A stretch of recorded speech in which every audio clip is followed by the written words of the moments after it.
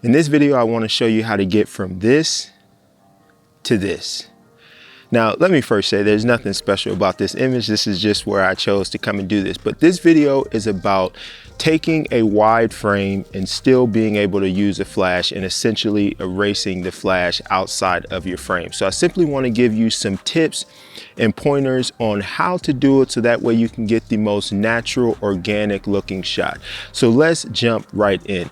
The first thing you really want to assess is your practical light sources. Where do you have light coming into the frame? If you want your overall picture to look organic and to look real, then you need to make sure that your flash is replicating light that's already coming into your scene. Now, that is not to say that you need a physical light source in your scene. For example, right now the sun is right this way, and so you can kind of see in this shot that I have shadows that are behind me.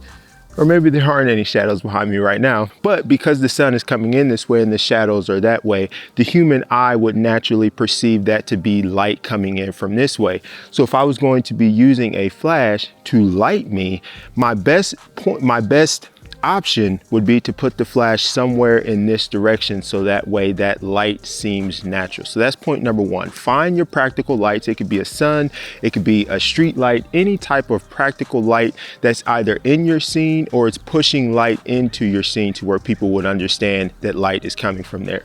Number two, if you need to gel your flash to match your light source, do so. So right now with the sun coming up, it's sunrise time. So this light that's going to be hitting me is going to be warm. So the best thing that I could do to replicate that light is to gel this flash, put a CTO on it so that way the light that's hitting me is warm so that again, it matches the practical light in the scene. Now, I did not have a gel on this because it's early and I didn't bring a gel. So I am not leading by example. So do as I say, not as I do. So you want to match that light source. It will be conflicting if you have a warm light source, but then you're using a cool flash. It's obviously going to not look natural. Now, let me say, and I should have said this in the beginning, obviously when it comes to photography, it is all about your personal taste. So these are things I'm giving you tips on how to make the image look natural. But if you want to go for a more organic look or you're going for something more creative, you absolutely can do that. Obviously, there's no hard, fast rules. I'm just trying to give tips on how to get the most natural balanced. Okay, so number one, match your light source. Number two, gel it if you need to gel it. Number three, make sure that you are watching for any shadows that your light is casting.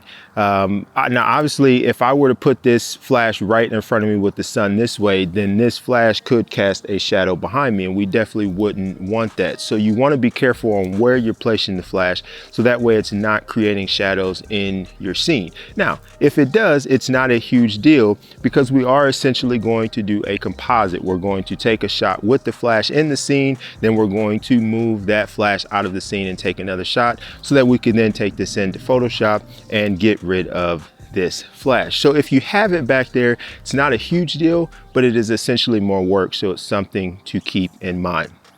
So those are the main points.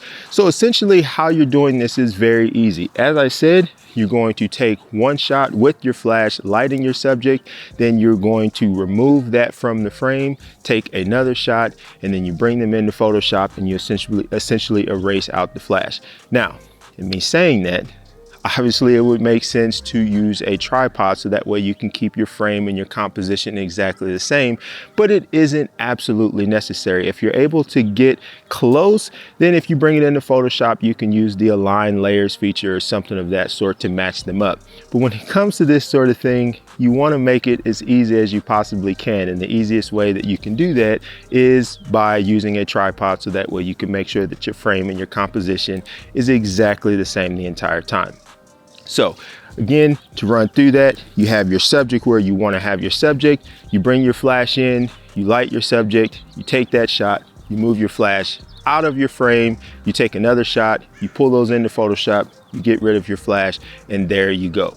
When it comes to your flash power, if you want to go with a more organic and natural look, then you definitely want to make sure that you're balancing your flash with your ambient. You wouldn't want your ambient to be too dark so that most of your scene, or most of your subject, I should say, is being lit by your flash.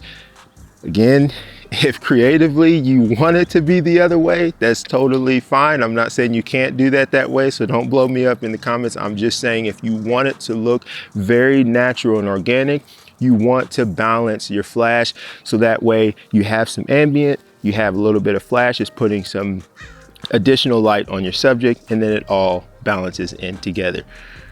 So there you have it. Hopefully you found this video helpful. Go out and give it a try. This is a fun thing to do.